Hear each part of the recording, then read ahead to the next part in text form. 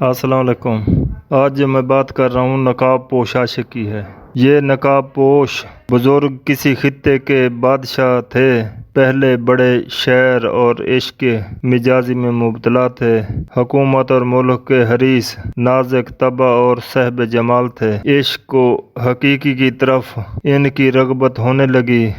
اس کیفیت و مستی کا ان کے دل پر بڑا اثر ہوا۔ حکومت و سلطنت تلخ محسوس ہونے لگی۔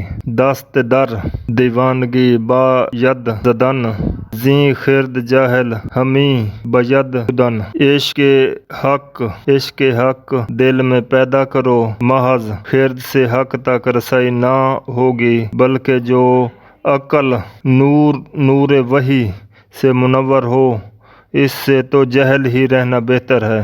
بالآخر عشق حقیقی نے اس بادشاہ کو تخت و تاج سے بے نیاز کر کے آدھی رات کو جنگل کا راستہ اختیار کرنے پر مجبور کر دیا۔ کوہ و دریا، دشت و دامن سے دیوانہ وار گزرتا ہوا وہ بادشاہ اپنی حدود سلطنت سے نکل کر سرحد تبوک میں داخل ہو گیا۔ چہرے پر نقاب ڈال لیا تاکہ جلالت شاہانہ سے لوگ نہ سمجھ لیں کہ یہ گدڑی پوش کسی ملک کا رئیس یا بادشاہ ہے۔ ملک تبوک میں اس بادشاہ پر جب کئی فاقے گزر گئے تو ضعف و نقاہت سے مجبور ہو کر مزدوروں کے ساتھ اینٹیں بنانے لگا۔ اگرچہ وہ بادشاہ چہرے پر نقاب کیے ہوئے تھا، لیکن اس کے رنگ و ڈھنگ سے مزدوروں میں تذکرے ہونے لگے کہ یہ نقاب پوش کسی ملک کا سفیر یا بادشاہ معلوم ہوتا ہے۔ یہ خبر شاہ تبوک تک پہنچ گئی۔ شاہ تبوک کو فکر لاحق ہو گئی کہ یہ ماجرا کیا ہے۔ شاہ تبوک نے فوراً سامان سفر باندھا اور اس مزدور بادشاہ کی جھونپڑی میں جا پہنچا اور دریافت کرنے لگا، اے صاحب جمال، آپ اپنے صحیح حال سے مجھے آگاہ کریں۔ آپ کا یہ روشن چہرہ شہادت دیتا ہے کہ آپ کسی ملک کے بادشاہ ہیں۔ یہ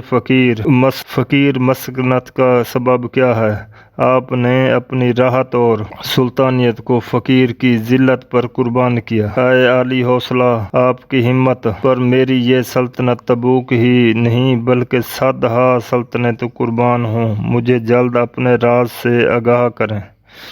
اگر آپ میرے پاس مہمان رہیں تو خوش نصیبی ہوگی اور آپ کے قریب سے میری جان بوجھا خوشی سو جان کے برابر ہو جائے گی۔ اس طرح بہت سی ترکیبوں سے بادشاہ تبوک اس لباس فقیر میں ملبوس بادشاہ سے دیر تک باتیں کرتا رہا کہ اس کا راز منکشف ہو جائے۔ راز و نیاز کی گفتگو کی بجائے اس نقاب پوش بادشاہ نے شاہ تبوک کے کان میں درد و عشق کی نہ جانے کیا بات کہہ دی کہ شاہ تبوک نے درد بھری چیخ مار کر گریباں چاک کر دیا۔ شاہانہ جاہ و جلال کا ہوش نہ رہا۔